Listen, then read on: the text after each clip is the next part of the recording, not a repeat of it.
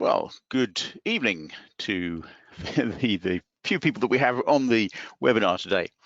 My name is Simon Ritter. I am the Deputy CTO of Azul Systems, and today we're going to be talking about better Java microservice architecture.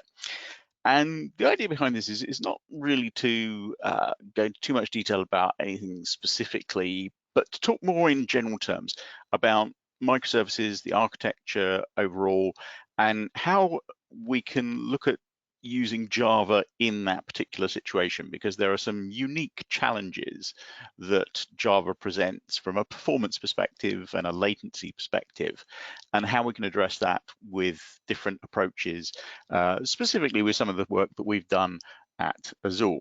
There will be time for questions at the end, and we will be sending out a copy of the slides so that if anybody wants to look at them afterwards and share them with their family and friends, then they can do that as well.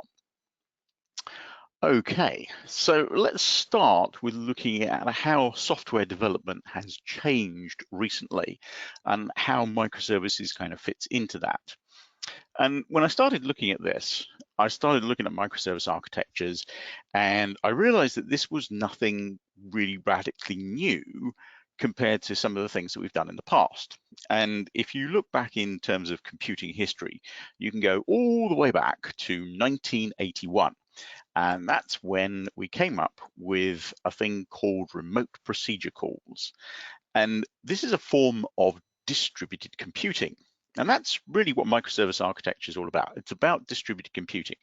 And distributed computing goes back even further than that, goes back to the 1960s if you start looking into it. But realistically, the first sort of thing that we started building systems from was remote procedure calls in the 1980s. And there have been a number of attempts and a number of different architectures and different approaches to how to do distributed computing, because really distributed computing is not that easy to solve. There's a lot of problems that it involves, which can be very complicated. So various people have tried different approaches to this. We've had things like DCE, which is the distributed computing environment. We've had things like DCOM that came from Microsoft, which is the distributed component object model. Then we've had something called CORBA that's been around for quite a long time, the Common Object Request Broker Architecture. And more recently, we've seen the idea of web services, where we wanted to use the idea of TCP/IP and using HTTP and port 80 because it's easy to do that, simply because of the idea of having to avoid the problems of a firewall. And if you go back probably sort of 15 or so years now, we came up with this idea of SOAP-based web services, the Simple Object Access Protocol. One of the worst names for anything ever, because it wasn't simple, it wasn't object-based, didn't have any access control, but it was a protocol, at least. And so this is really what we're looking at, and microservice architecture is building on top of that. But it does solve a lot of the problems that we've seen in the past, and it does it in quite a good way. Now, if we look at microservices, they've been around for a good few years now, and it's interesting to see why microservices suddenly became so popular. Why was it that people decided that they wanted to use this as an approach rather than the way that they've been doing it before in terms of monolithic applications? And again, I've really sort of pointed sort of four distinct things which have led to the real popularity in microservices. The first of those is a different approach to how we actually design software. Now, in the past, certainly my past, I can look back and think, yes, we used to use methodologies which were more the kind of waterfall approach. So if somebody came to you and said, we need you to build a accounting system, you would go, okay, and off you would go and you would collect together all the requirements, you interview all the people that were going to use it, you collect all the requirements together and do that in one big task. Then you'd set about doing all of your design and your analysis. And so that would be another big set of things that you do. So all of your analysis, then you do all of your design, then you do all of your coding, and then you do all of your testing. And it was all big one phase after the other. And obviously in big projects, that can take a long time, which means that by the time you've finished doing all of that, probably the requirements have actually changed from when you collected them, and people have moved on and they need different things. So now we use an agile approach. Agile methodology is very popular, and This takes a different way of doing things, which is more the concept of saying, okay, let's gather some requirements, but not necessarily all of them. Let's start with a simple set of requirements, then let's do the analysis, do the design, build something, and get it to users quickly so that you can deliver small pieces of the whole application gradually, and also be much more adaptable and responsive to changes in requirements. So if people do say, oh, suddenly the accounting regulations have changed, we need it to do it this way, you're more able to respond to those changes than you were if you do it in the old waterfall approach. So Agile methodology is much more iterative, much more responsive to changes in requirements, which is good. The second thing that we've seen is a shift away from this separation of responsibilities and having one big team of developers who did all of the development of the code for the application, and then when they finished it, they would hand it over to operations, and that was the end of their responsibility, unless it was bug fixing. But from an operations day-to-day point of view, that would be handled by a set of system administrators who would install it on a machine, then they would do backups, then they would make sure that it was running and all that sort of thing. And again, we've seen a shift away from that. So now we have DevOps, and developers are much more involved in that day-to-day running, especially in terms of delivering the software and actually deploying it, so that by using the Agile methodology and having more responsive changes to the actual structure of our application, it's easier for the developers to be involved in saying, okay, I want to have this new feature, I need to be able to deploy it into our production system and avoid that extra step of giving it to the operations staff. So DevOps, obviously a very useful thing as well. And again, related to that, we've seen a large number of tools being developed, which are the things which help to make this easier. And a lot of it is helping to automate a lot of these tasks. We've seen things like Jenkins, things like Puppet, things like Chef. What they do is they allow you to set up things and automate how you can actually do both continuous integration for your application and continuous deployment. So you make changes to your source code, you can hit a button and say, okay, that's going to build the whole application with those changes, continuous integration, and then I want to do continuous deployment. So run my set of tests, make sure everything passes. If it does pass, then just do the deployment automatically using a Puppet script or a Chef script, and everything happens at the click of a button. All of this is related to one very big shift that we're seeing in the way that things work, and everybody knows about this, which is a move to the cloud. And this is the idea that rather than building our own data center, rather than having to worry about maintaining our own physical hardware, what we now do is we say, okay, let's go to Microsoft, let's go to Amazon, and let's just let them build the data center, let them provision all of the machines that are needed. And then when I want to deploy an application, I simply decide what the sort of size of the virtual machine I want, how many processors, how many cores, how much memory, and so on. And then I deploy it into that environment and I let somebody else deal with the difficulties of the day-to-day running. That's really good because it can reduce a lot the cost of running your application. In the same way that when you use electricity, you only pay for the electricity that you actually use. You don't have to pay for the power station that's generating it. You only pay how much electricity you use. Same idea with cloud computing. You use a certain number of instances, you pay for those. If you need more, you pay more. If you need less, you pay less. And so it's a very adaptable system and very good for deploying applications that may need to grow or shrink in terms of the machines that you're going to be using. So the approach for microservices is really quite obvious. We move away from this idea of a monolithic application where we've got one big set of source code, everything is all linked together into one big application and then deployed into our data center. Now we have the idea of taking that and we split it up into individual components. We link those components together and build the overall application. So it's a simple approach, divide and conquer. Now, if we start to look at this in a little bit more detail from an architectural perspective, this is the kind of thing that we're going to see. On the left-hand side, we've got our users who want to make use of some kind of functionality, some kind of application. And from their perspective, they don't actually care what's going to happen when they send a request. All they want to know is that they can have their accounting application work in the way that they want it to, their HR application works in the way they want it to, or their e-commerce application.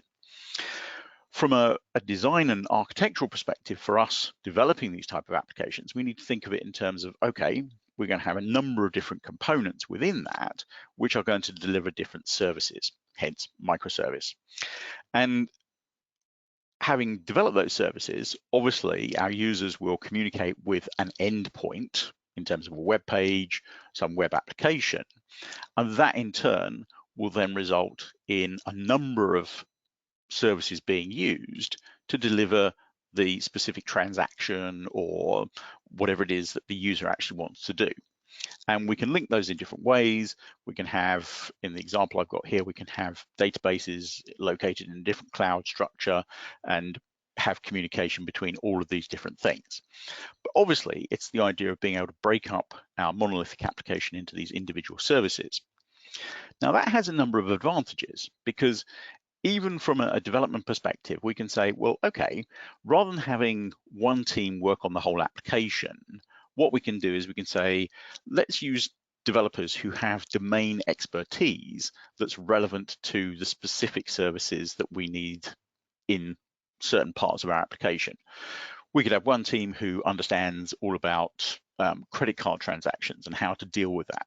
So they can work on a set of services because they understand how that works and they can make decisions about how to implement that, which are completely separate from other people who are working on different services. And that can include things like which particular frameworks to use, which particular programming languages, that could be completely different. They can make those decisions completely in isolation. So they decide what they want to use in the best way for the service they're actually trying to deliver. Then you can have a different set of developers, different team working on a different set of components. And again, they can use, if they want to, a different programming language. They can use a different set of frameworks, different libraries, if they want to deliver those services. So long as the services communicate, given a well-defined protocol between them, then it doesn't matter how the implementation actually happens. So one of the sort of favorite phrases I have from computer science is loosely coupled, highly cohesive. So the services are loosely coupled in that you can change them and you don't need to worry about how they're actually implemented, but they're highly cohesive because they work together very closely through this well-defined interface between each individual service. Now, other things that are advantageous to using a microservices-based architecture is that you may find that there's a certain part of your system which is a bottleneck for transactions. All of the different parts of the rest of the application rely on this one part. Let's say it's credit card transactions. So all of the different parts of our application have to go through a credit card transaction, or maybe it's authentication. It's probably a better example, authentication or authorization service. And if we're building a monolithic application, that becomes a problem because obviously we've got lots of different parts of the application that are then trying to go through our authorization service. And in a monolithic application, we don't have any easy way of being able to scale that within the application because it's kind of built in. But with a microservice-based architecture, because it's a separate service and we're making calls to it from across a network, what we can do is we can say, okay, well, if our authorization service gets too heavily loaded, let's simply replicate it and we'll spin up new instances of that authentication or authorization service. And then we can load balance with different parts of the application, different services, so that they get the authorization service that they need from different instances of that particular service. Now, we have to be a little bit careful in terms of how we design this, because obviously when it comes to state management, then we need to make sure that for specific users, that any state that's involved is either kept in a service that is then tied to that particular user, or more likely we want to put the state that's required in our database so that we don't have to worry about tying individual instances of that service to particular users. So these are the kind of things that we do need to consider. The other thing that we need to think about when we start to look at the performance of our application is that from the user's perspective, as I said, all they're interested in is saying, okay, I want to make a transaction, I want to do some HR function or whatever, and that's what I want to happen. How long that takes is the thing that's going to affect whether our users think this is a good application or a bad application. But from the internal structure of our application, what we need to look at is the flow that happens through the microservices. And I'm going to use this sort of example several times when we talk about things a little bit later on, because it's very important to think about the aggregate latency that you're going to get for a transaction. What I mean by that is how many individual services does it have to go through? And the latency of the whole transaction is cumulative. It's going to be the latency associated with the first part of the transaction, the first microservice, then the second microservice, then the third microservice, and so on. So the more microservices we put in there, obviously, the more issue we can have with transactions and latency if we have an issue in terms of our performance of those different services. So that's something we definitely need to bear in mind when we're thinking about how to do this. In terms of the core concepts of microservices, I actually think microservices is a bad name for these things because people tend to focus too much on the micro part of that name. And they think micro, well, that's Greek, it means small. And that's not really what we need to think about. Too many people focus on that as meaning small service and small in terms of the actual code that's generated. But what we should really be thinking of is in terms of small functionality. And it's this idea that you do one thing and you do it well. So that thing that you do might actually be quite complicated, but it's a single application process type thing. It's a single service. A good example of that is Cassandra. It's a NoSQL database, and you can think of that as being a microservice. It delivers one service, which is to persist data, and that is still a microservice, even though there's an awful lot of code involved, and it might require quite a lot of resources to run that instance of Cassandra. The challenge that we have when we're designing microservices is to figure out the right balance in terms of the number of microservices. Because if we start making our services too small, we're going to start getting into the realm of too much complexity, and trying to orchestrate all of these very small services together becomes very complicated. And also being able to manage them from a performance point of view, again, becomes very complicated. So if our services are too small, then we can end up with too much complexity. However, if we go the other way and we start making our services too big, we start to lose the advantages of having a microservice architecture. And we're heading back towards the idea of monolithic architecture, because ultimately you only have one microservice, it's a monolith. Even if you divide it up into maybe 2 or 3, you're still starting to lose the advantages of a microservice architecture. So it is difficult and takes some trial and error to figure out what is the appropriate number of microservices in a particular application. The other thing I've already kind of mentioned in passing is this idea of well-defined interfaces, so that each service provider and each service user knows exactly how the communication is going to take place. Now, typically, most people who are developing microservices use RESTful web services, and in terms of the encoding of the information, it's either going to be JSON or it's going to be XML or something like that, YAML maybe. But it's about having a well-defined interface between the different parts of the system.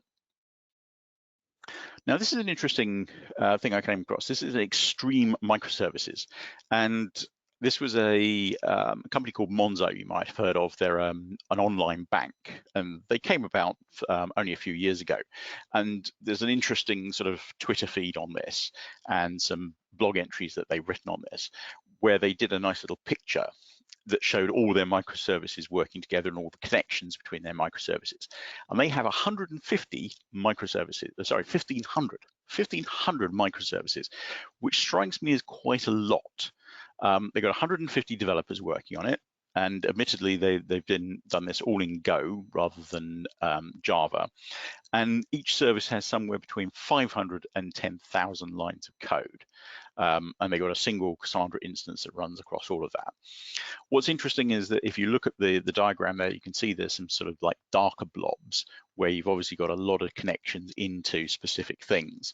And in terms of the description they gave, they said that these are the services which provide things like authentication, authorization, and configuration. So the ones you'd expect to be very heavily loaded.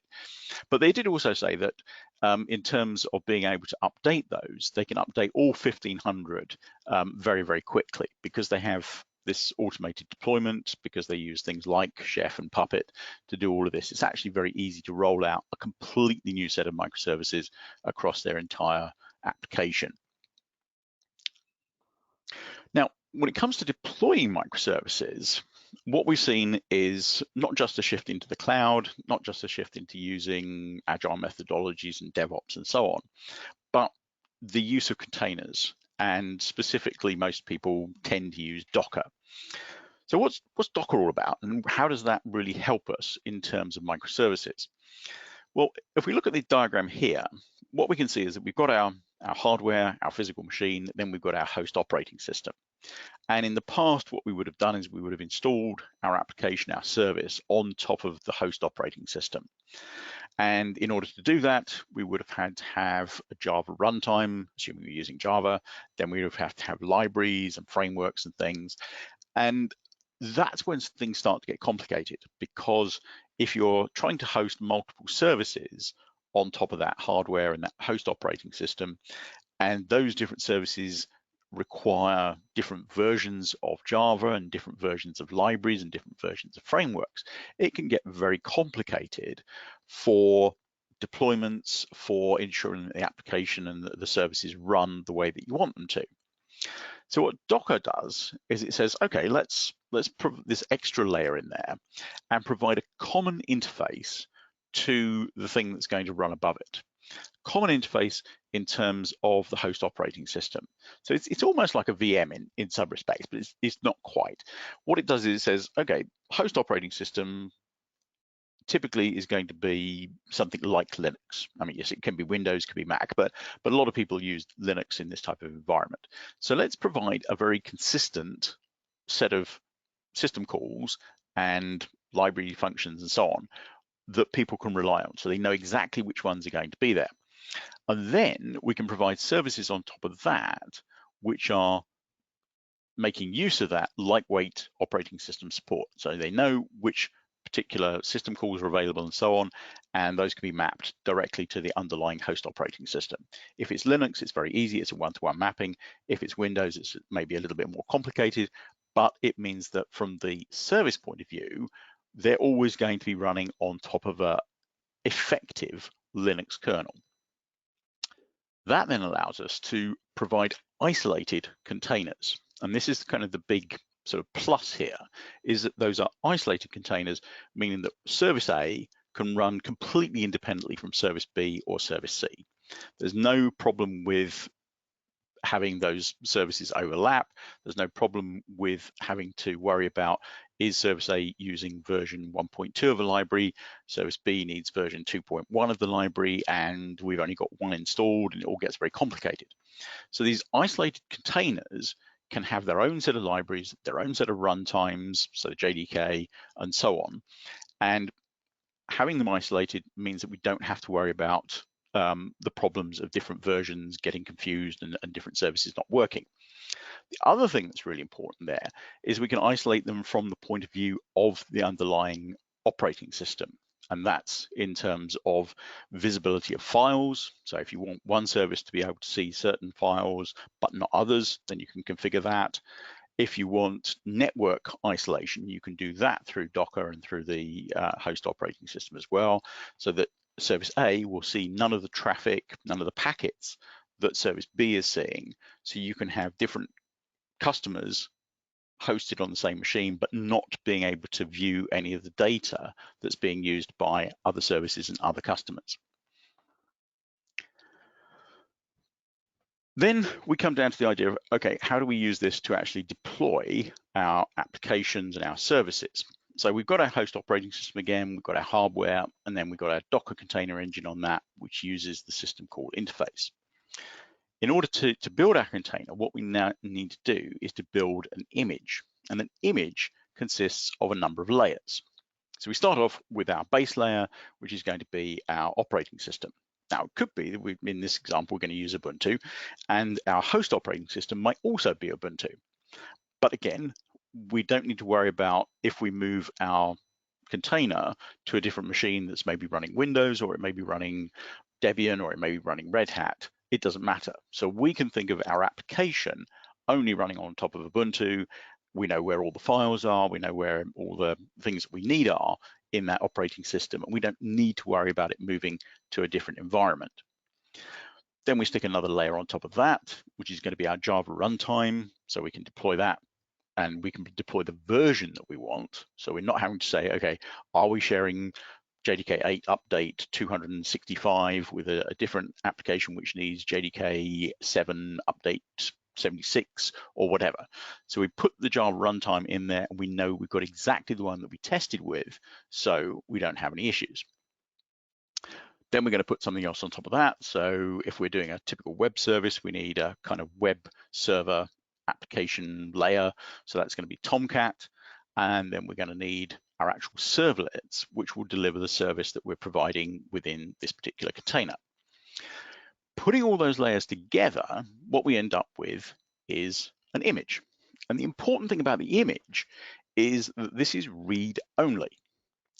So the nice thing about that is by making it read-only, it means we can share that image amongst as many instances of this particular service as we want.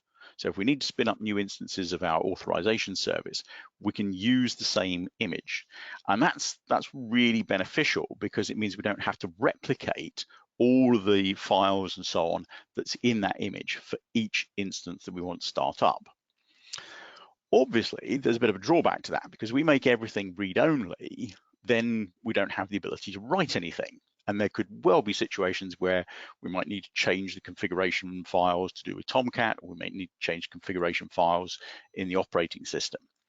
So to get around that, we add another layer. We add a writable layer.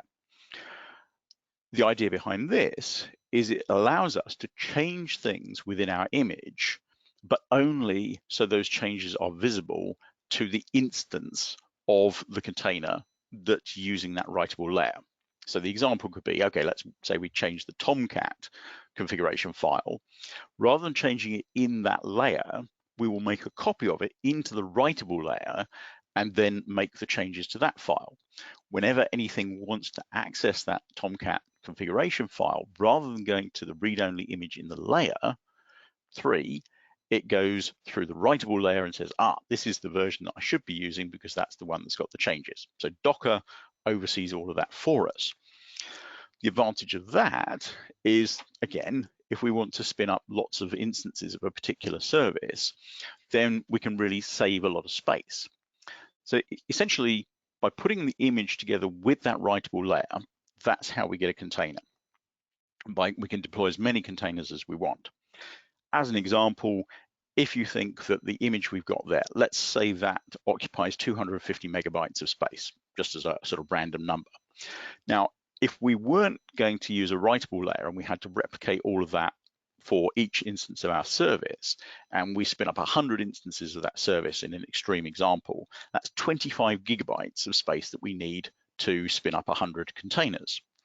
By using a writable layer, where let's say the writable files are only 1 megabyte in size, then by using a read-only version of the image and then spinning up new instances of the writable layer, we've effectively reduced that 25 gigabytes of space down to only 350 megabytes, because we need 250 megabytes for the image plus 100 times 1 megabyte for the writable layers.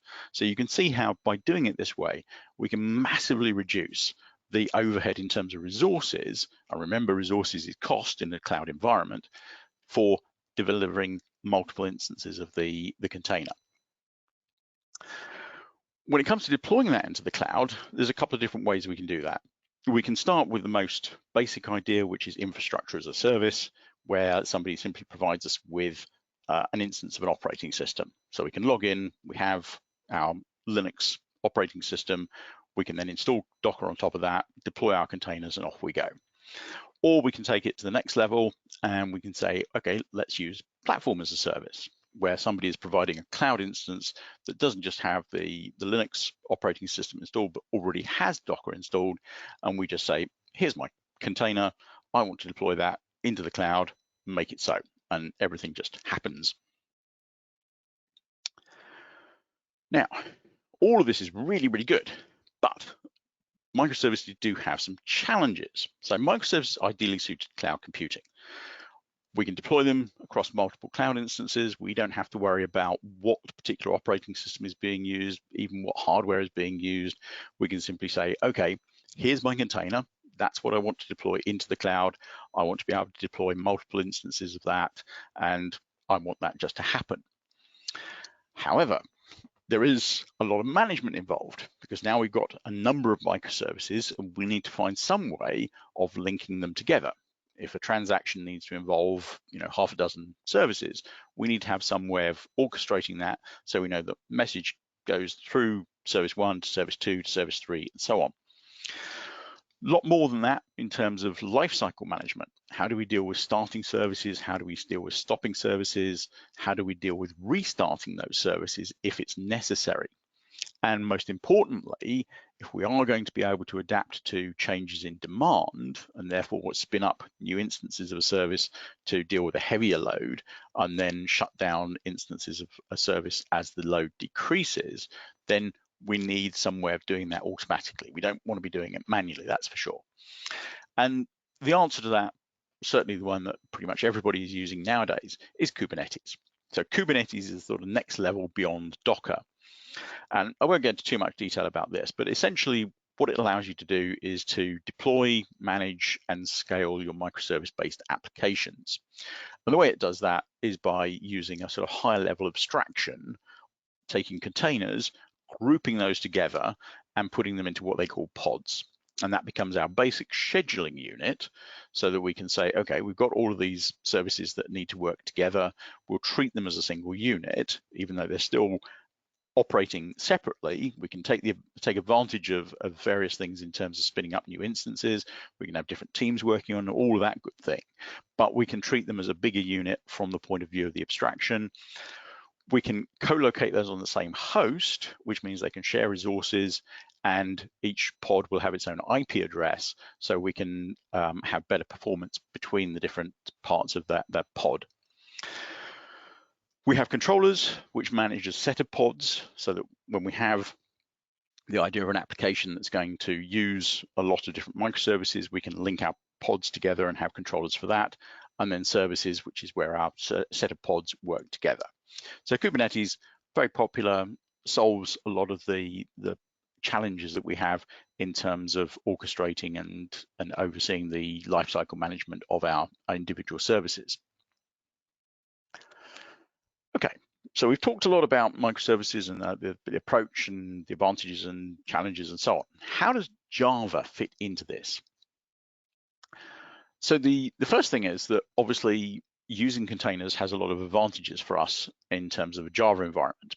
It isolates the JVM from other services, rather than having a single central instance of a JDK installed on a machine and then having to worry about, is it the right version? And if we do change the version, is it going to break different services?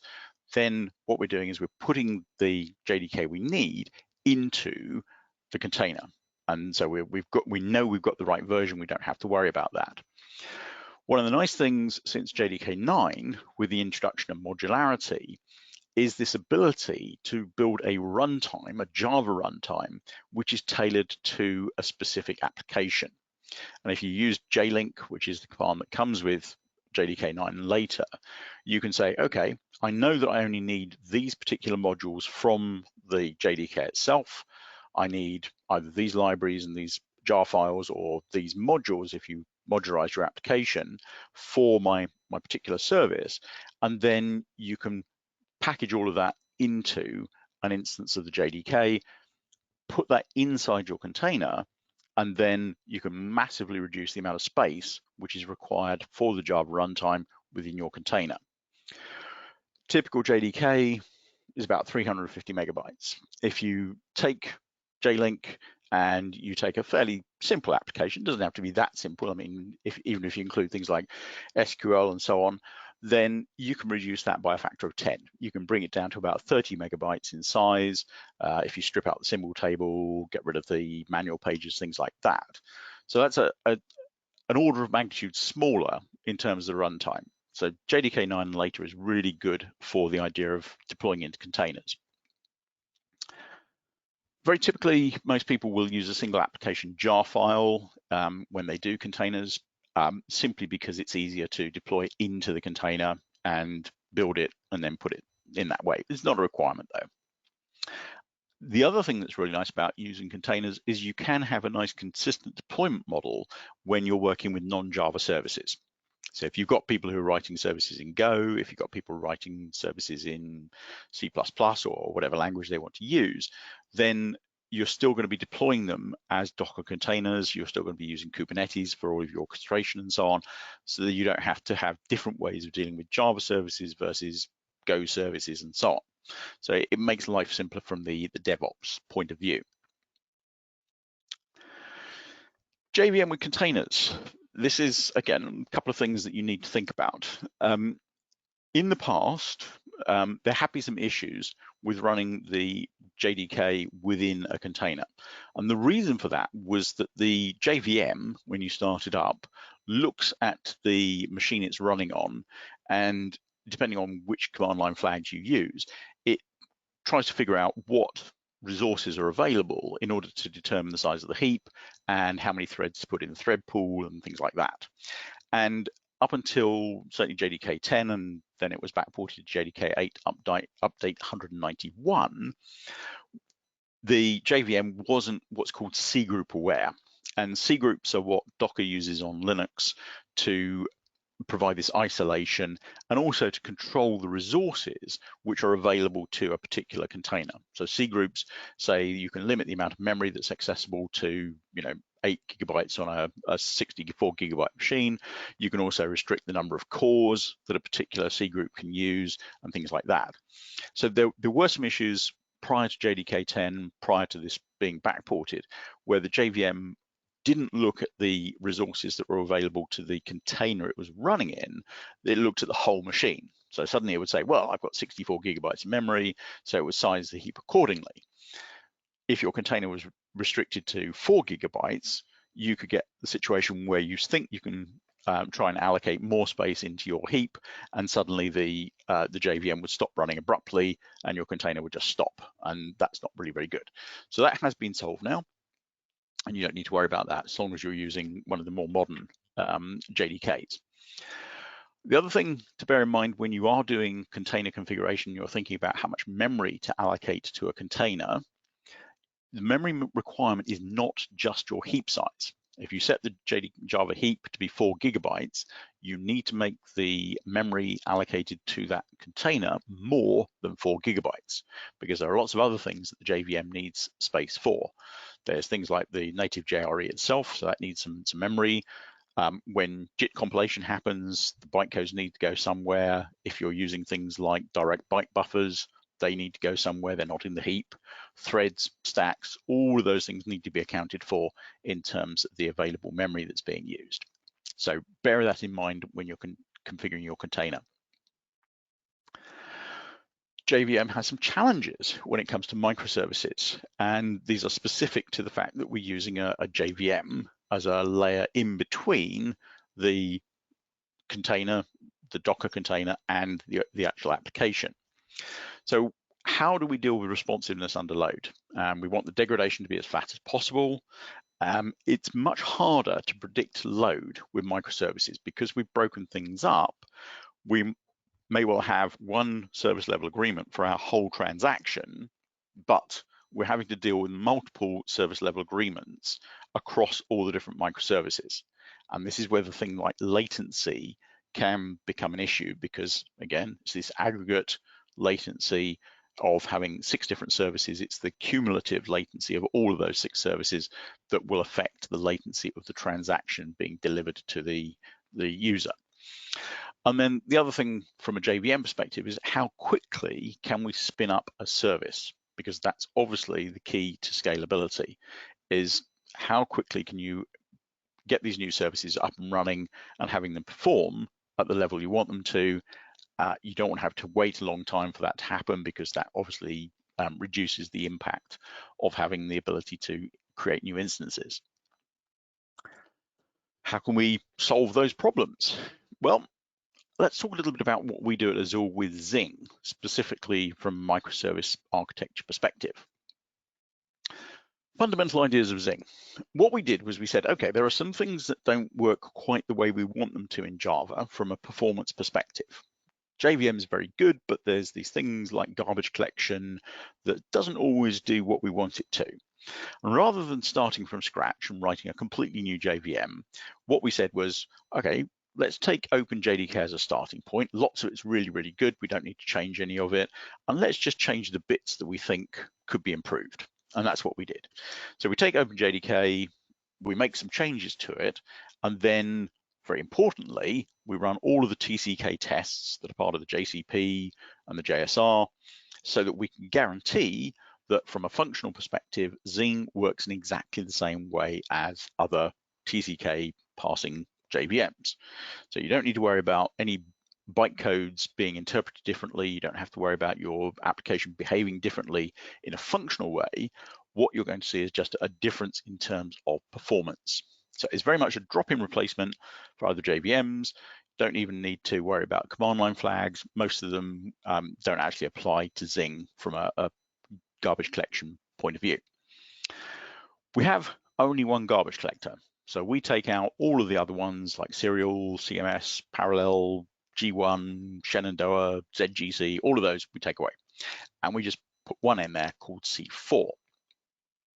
The other thing we've done more recently is to replace the C2 JIT compiler with one that we call Falcon. And I'll explain a little bit more about that in a moment.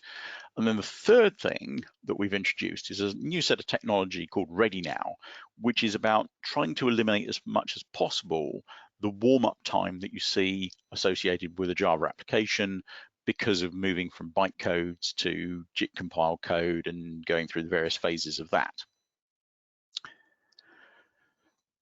In terms of our garbage collector, it's called C4, and that stands for the Continuous Concurrent Compacting Collector. And essentially that tells you exactly what it does. So it runs continuously in parallel with your application. So it's sitting there all the time, checking to see whether it needs to do some work for garbage collection. When it does need to do work, it is fully concurrent. Your application will run at the same time as all the phases of C4. And that's different to pretty much every other garbage collector, because most garbage collectors will pause application threads at some point to do bits of work, and those pauses can be very long if it needs to do things like a full compacting old generation collection. So we do everything concurrently with application threads, meaning that your application doesn't have to pause in order for us to do garbage collection work. And most importantly, we do compaction at the same time. So even though your application is running, we will move objects around within the heap in order to compact and eliminate fragmentation and make more free space available. The way we do this is through the use of a read barrier.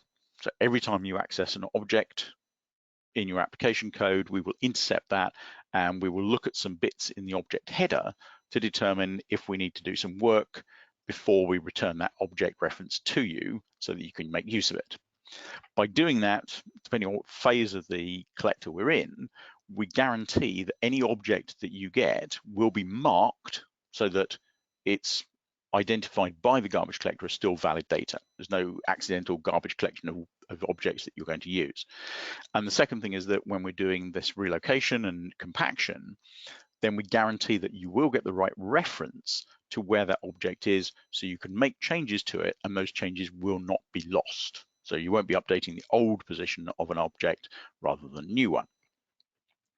All of this has minimal performance impact, even though we are intercepting every object read or object access.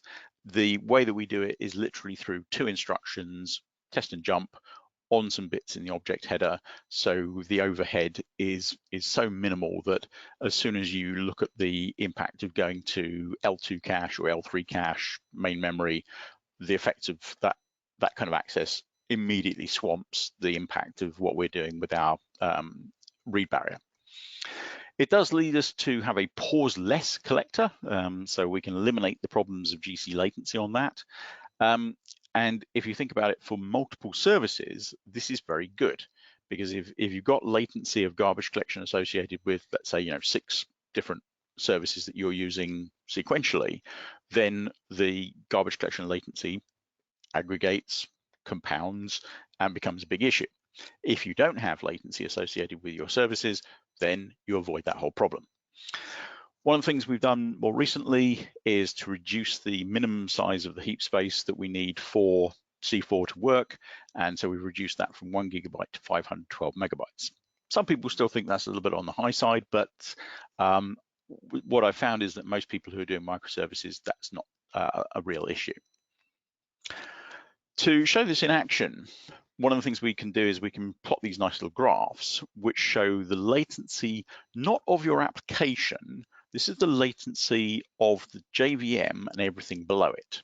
And to do that, we run a thread alongside the application, and we put that to sleep for 1 millisecond.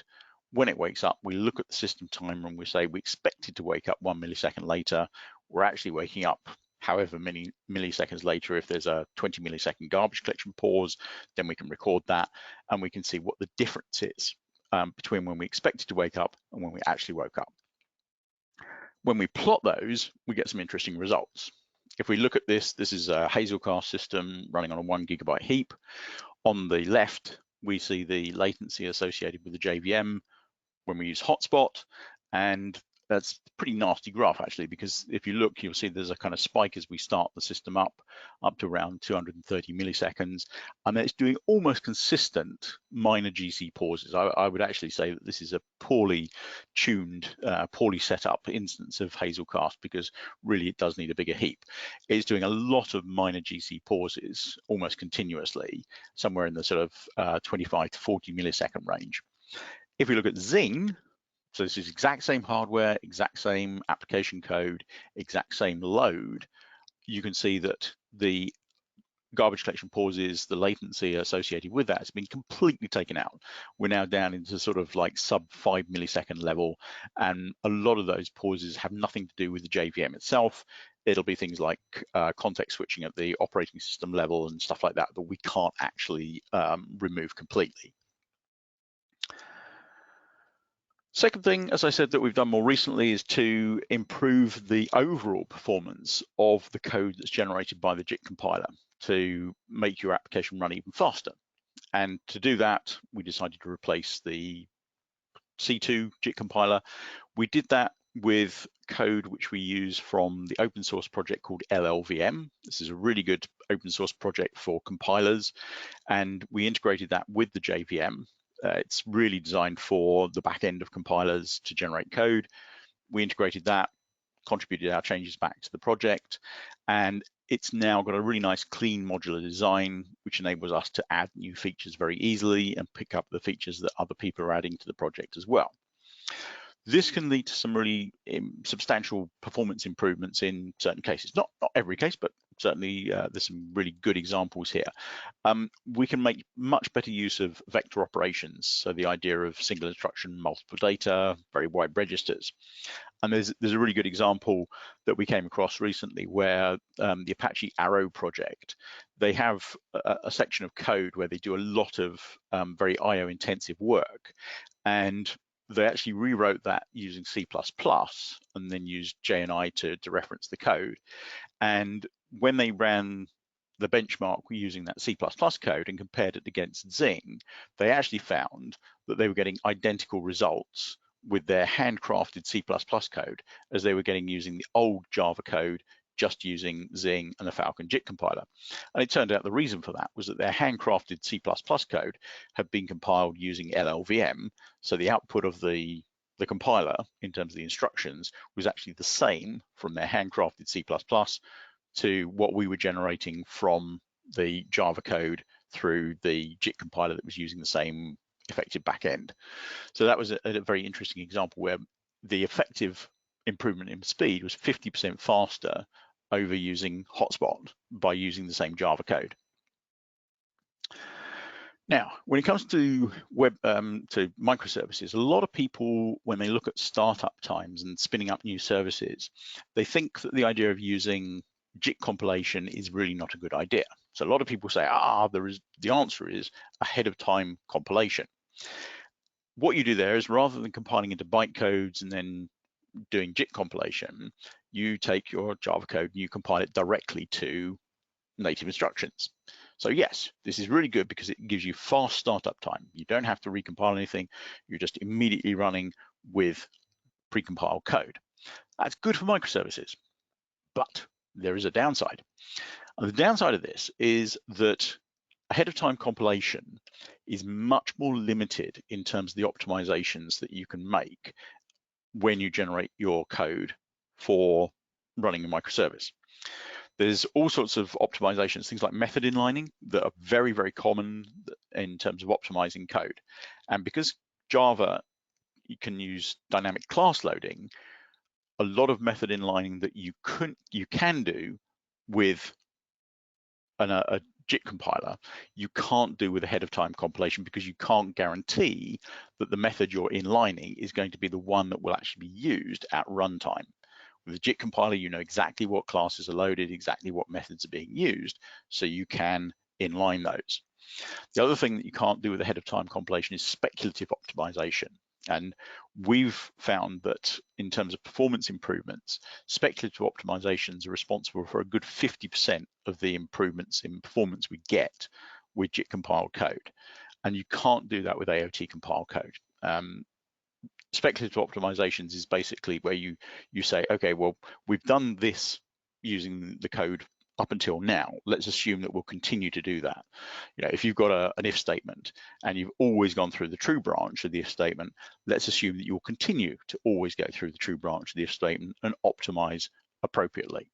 And you can't do that with AOT compiled code either. So JIT compilation gives better performance once all the code that's necessary has been compiled. The drawback for that in terms of microservices is warm-up time. So if you want to provision a new service, what you really want it to do is run quickly straight away, but it can take time to warm up.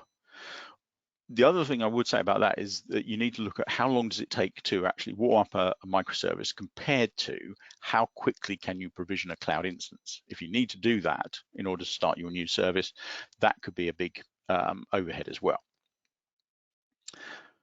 Fast Java service startup. So I mentioned this thing called Ready Now. And what Ready Now does is it says, okay, run your application and let it warm up to the point where you're happy with the performance.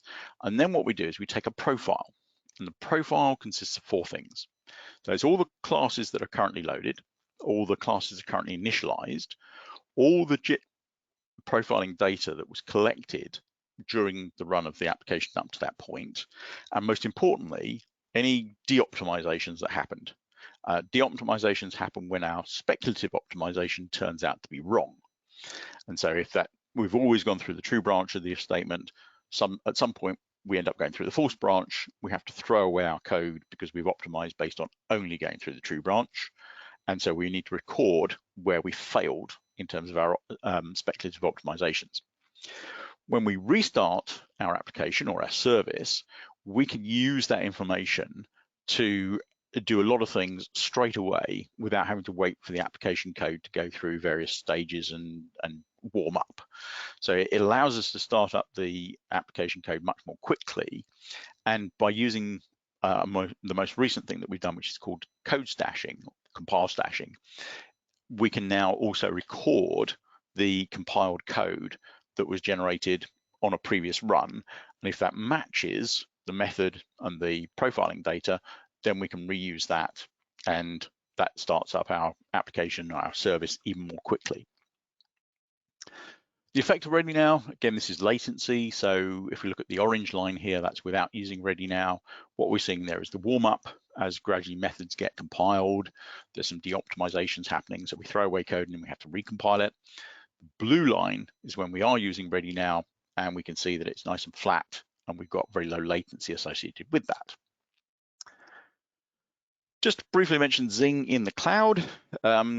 So we used to have these things called Zing system tools, and those were designed to give us even better memory optimizations by having code that ran at the operating system level, effectively as a kernel module. That was a bit of an issue because if you wanted to deploy in a container, you would have to actually change the host operating system so the Zing system tools were installed. We don't do that by default anymore. We now use some different system calls within the Linux kernel, and we can do that without having to install the Zing system tools.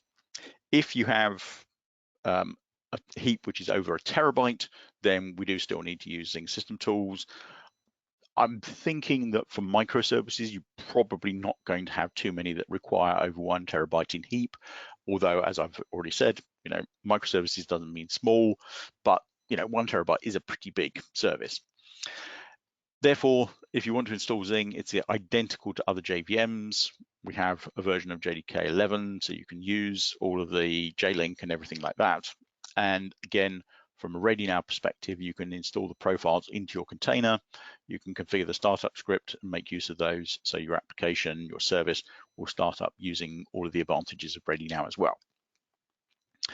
So just to conclude, basically, microservices are very well suited to modern software development.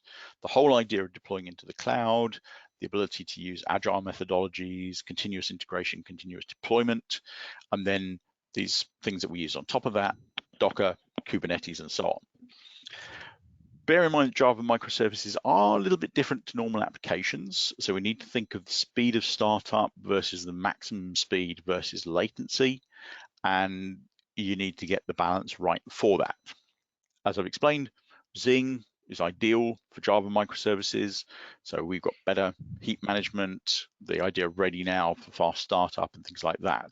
So Zing is a really interesting thing to use for microservices.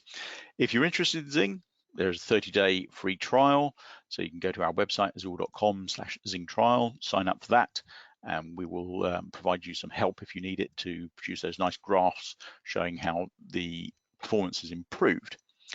What I'm going to do now is I'm just going to hand it over to Kevin, who wants to just talk about a little offer we have here. Kevin, Sure. Are you there? Okay. I am here. Yes, thank you so much, Simon. This is Kevin Medeiros. I'm with Azul Systems. I'm an account manager in Texas.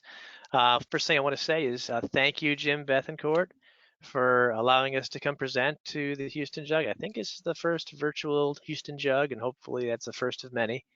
And hopefully everybody got an opportunity to really get a kind of understanding, maybe learn something new from this presentation, maybe inspire some ideas to the point where maybe you want to talk more and maybe with Simon or in general get with Azul to see how we maybe can work together to help you with your project. And if so, all you have to do is reach out to me. My email address is right there on the screen, kmedeiros@azul.com, or you can ping me right now via chat. And I'll be happy to set up a one-on-one meeting, a Zoom call with you and your team, and we'll talk about your project and see what we can do to help you out. And if we go ahead and do that, to show my appreciation, I will send you a free Amazon Echo Plus. So that's an open opportunity for you guys to hopefully learn more. And I'm going to go ahead, because I think we have some time here for Q&A, and I think there's a way to open up the whole mics here without doing it via chat. So let's see if I can do that. And I think I've just done that. So now it's up to the user to unmute themselves if they want to ask any questions of Simon.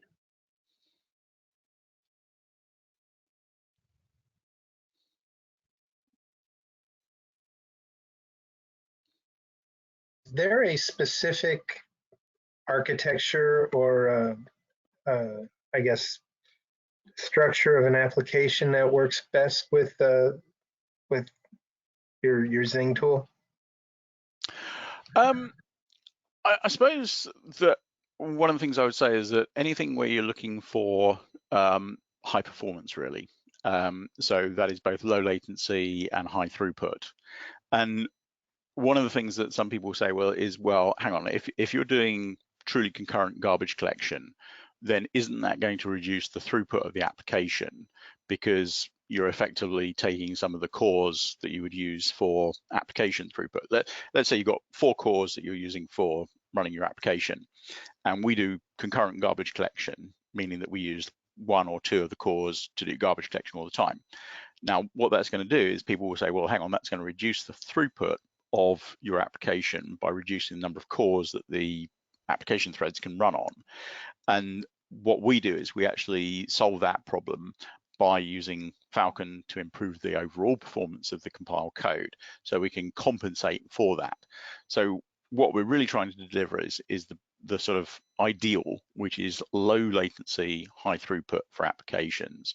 So anything where you are concerned about latency is going to be a very good application for Zing. And as I say, if you've got a situation where you have a number of services that are being used and put together, so a transaction requires 6 or 7 or 8 individual microservices to be called in sequence, then the effect of having latency in each of those is going to compound across that transaction. So by using Zing, you can eliminate that problem. So a lot of things is about reducing latency. That's kind of the sweet spot for Zing.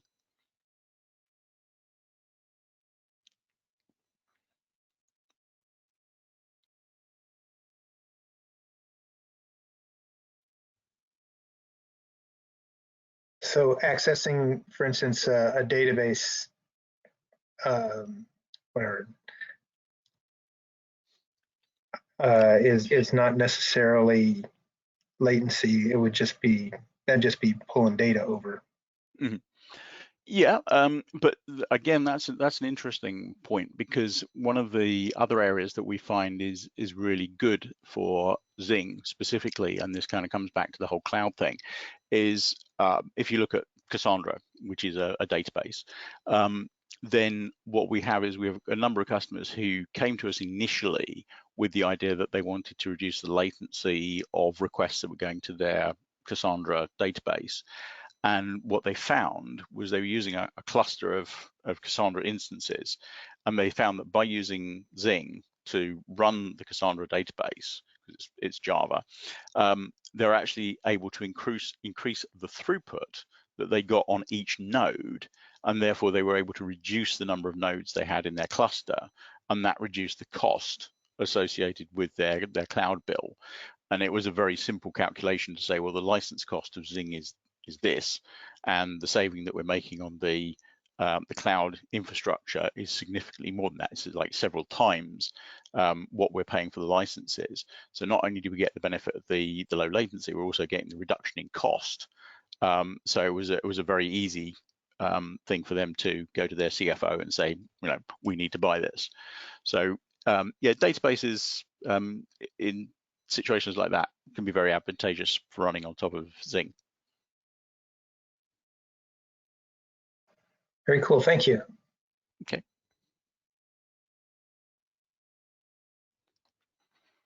Hey, Simon, this is Jim. Are you able to get ready now to work with Kubernetes since it'll spin up instances almost on the fly, or is that not really something that happens? Yes, we definitely can do that, because as I say, we can put the Ready Now profile into the container, and we can make it part of the image, so that you can essentially train your service by letting it run for a while, then taking a snapshot and taking a profile, put that into the image, so that when you start up a new instance, Ready Now can use that in a Kubernetes environment, because it's just a container in a Kubernetes environment, and that will make the Java service spin up significantly faster than if you are just using the JVM without Ready Now. Okay, great, thanks. That's very interesting. Very, very good to know.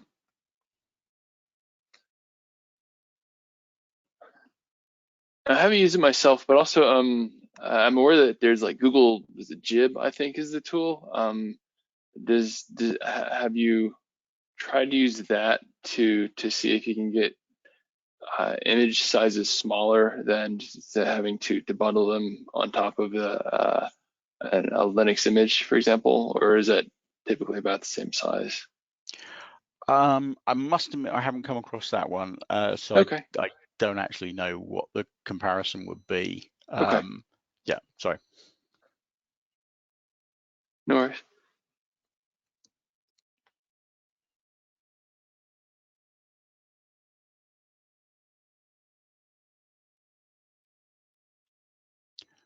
Okay, well, I'm guessing that probably aren't that many more questions. And because I'm based in the UK, it is now 1:10 in the morning for me. Oh goodness, I'm so sorry, Simon. Thank you so much. Really appreciate it. My That's goodness. all right. I'm doing one for the Philadelphia jug in a couple of weeks' time, and that's actually doesn't even start till 1 o'clock in the morning. Oh goodness. Yeah, so this is easy. This is early for US-based jugs. Any thoughts on as far as designing or it's kind of coming up with the design of our actual microservice ecosystem itself? I mean, is it typically, have you seen it revolve around the team and the human factors of developing the sort of the microservice itself, or more around the factors of we have this thing and this job we need a thing to do and we want it to scale out, and we'll make the team as big as small as it needs to be? Yeah, I've seen people use both approaches. So Okay. I've seen some people do it, as you said, based on like the teams that are available. So it's domain expertise, and they divide it up that way. So the different teams work on different microservices based on their domain expertise. And then I've also seen a lot of people. I'd say it's more common for people to take the because a lot of people are migrating monolithic applications into microservices, and so they've kind of taken the structure of the monolithic application in terms of what it does, and then break it up by the functionality, and that seems to be the more common thing that I've seen. Okay, all right.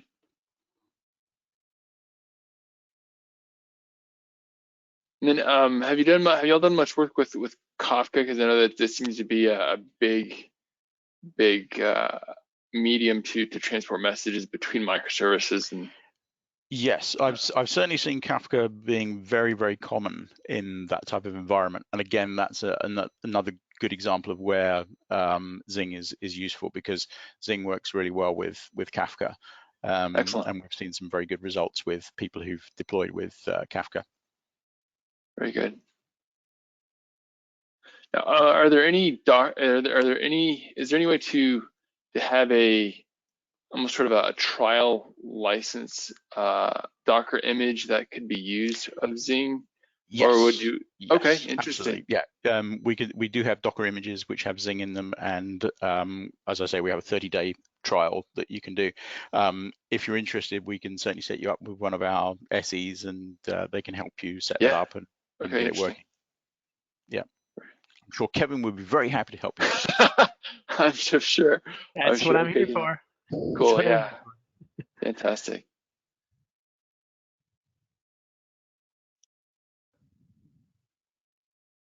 All right. Anybody else have any questions?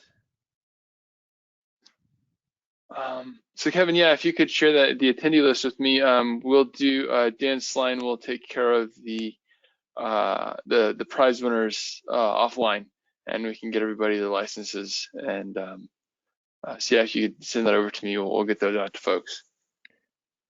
And just to be sure, I think there might be some confusion. It wasn't just attending gets Echo Plus. It's to set up a meeting, a follow-up meeting. Yeah. Oh yeah. You know, I mean, okay. for the door prizes that I give away. There we go. Now I get it. Very good. Sorry for the confusion. Now I get it. That's all good. Well, thanks again, Jim. And really thank you, Kevin. Thank you, Simon. Thank you very, very much. This has been great. Okay, great. I'm very happy to help. Thank you, and rest well, Simon. Thank you. Yeah. Hopefully, I'll actually see you in Texas sometime soon. Yeah, and everybody else here in Houston, please definitely stay dry, stay safe, and stay out of high water. There you go. Okay. Thank you very much. Thanks so much. All right. Bye-bye. Bye-bye.